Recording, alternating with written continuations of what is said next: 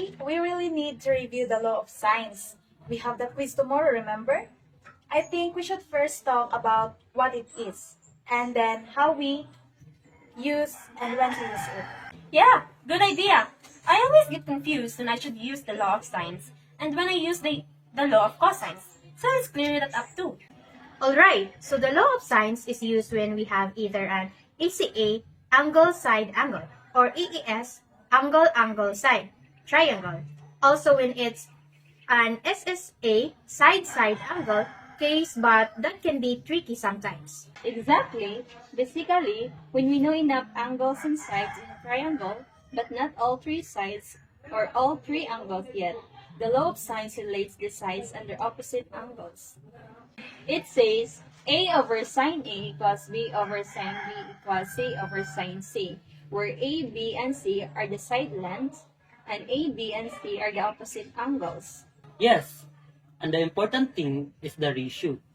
Side over sine of the opposite angle. It's consistent across the whole triangle. Hold on, let's be very basic first. Why do we even need the law of sines?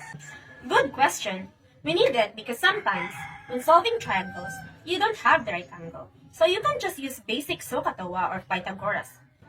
The law of sines helps us when the triangle is oblique, meaning not right-angled. Exactly, and it lets us find unknown sides or unknown angles, easily using the way we already know. So let's try a small example so it sticks. Suppose we have a triangle with A equals 40 degree, B equals 60 degree, and side A equals 8 centimeter. Find side B.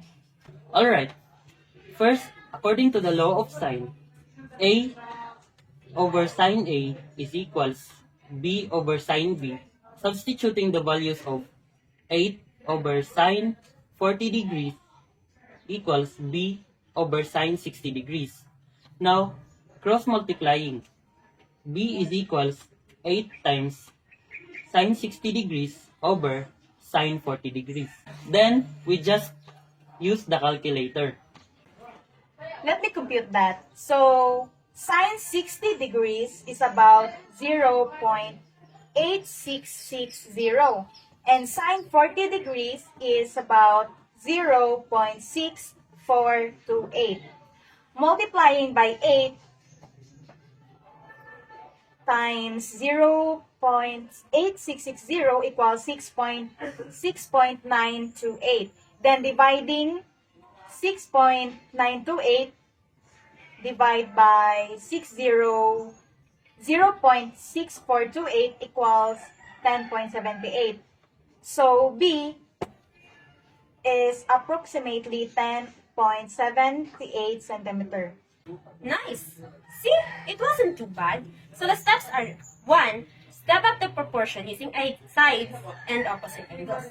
2nd, substitute known values. 3rd, cross-multiply to solve for the unknown. And finally, use the calculator carefully for signs and division. Yeah, but what about solving for angles? Like if we know two sides and one angle. So, that's where we use the inverse sine function. Suppose side A equals 7, side B equals 10, and angle A equals 30 degree. We want to find an angle B. First, again, A over sine A over sine B. Substitute 7 over sine 30 degree equals 10 over sine B. Since sine 30 degree is 0.5, 7 over 0.5 equals 10 over sine B. So 7 over 0.5 is 14, so 14 equals 10 over sine B. Cross multiplying 14 times sine B equals 10. So divide both sides by 14. Sine B equals 10. Divide 14 sine B, approximately 0.7143. Then finally, B equals sine to the power of negative 1, 0.7143. Use the calculator. B, approximately 45.57 degrees. Great! But don't forget, always check if your calculator is a degree mode. Otherwise, your answer will be wrong. Definitely. One time, mine was in radians, so I couldn't figure out why my answer was so weird. Same. So, okay, when we solve for angles, after getting the sine b value, we press shift or second then sine button to use the inverse sine function. Exactly. Also, let's not forget something important. In SSA cases, sometimes there could be two triangles possible, one triangle or even no triangle. It's called the ambiguous case. Yeah, that's one tricky part of the law of sines. Quick review. If A is less than B and A less than B times sine A, no triangle. If A is equals B times sine A, one right triangle. If A greater than B, one triangle. And if B times sine A less than A and less than B, two triangle. Maybe we should do a sample of the ambiguous case to see it. Sure, suppose A is equals to 7 and B is equals to 10 and A is equals to 30 degrees. First compute B times sine A and 10 times sine is sine is 30 degrees and equals to 10 times 0.5 is equals to 5. Now compare A to B times sine A. So 7 is greater than 5, so a triangle exists. Also, since A is lesser than B and A is greater than B times sine A, two triangles are possible. Which means two different possible angles for B. Right. After finding one value for B, the other possibility is 180 degrees negative B. And both can give valid triangles provided the sum of angles is less than 180 degree. Well, so it's a bit complicated when it's SSA, but otherwise law of sine is friendly. True. So to summarize everything, use law of sines when you have ASA, AAS, or SSA triangles. Set up the proportion sides over sine its opposite angle. Solve for the missing side or missing angle. Use inverse sine to find angles. Watch out for the ambiguous case in SSA. And double check that your calculator is in degree mode, always. Let's also list common mistakes students make so we can avoid them.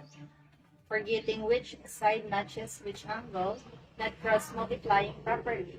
Forgetting to press inverse sine for finding angles. Calculator is set in radians by mistakes, not checking for the possibility of two triangles in SSA. Nice list. And don't rush. Take the time setting up proportion correctly. If the proportion setup is wrong, the whole answer is wrong. Agreed. But before we end, let's do a final fast question.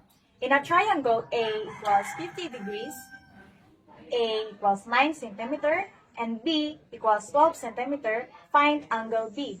Alright, using A over sine A equals to B over sine B, 9 over sine 50 degrees, and 12 over sine B, sine 50 degrees is approximately equals to 0.7660, so 9 over 0.7660 is approximately 11.75. So, 11.75 is equals to 12 over sine B. Cross-multiplied to 11.75 times sine B equals to 12, divide sine B equals 12 over 1175 is approximately equals to 1.0213. Wait, that's more than one. That means no triangle is possible with those given measures. Exactly, a sine value can be greater than 1. Therefore, no triangle can be formed. Good catch. See, understanding the law of sine helps us notice impossible cases too. Awesome discussion, team. I feel so much better about tomorrow's quiz. Same! Let's ace it!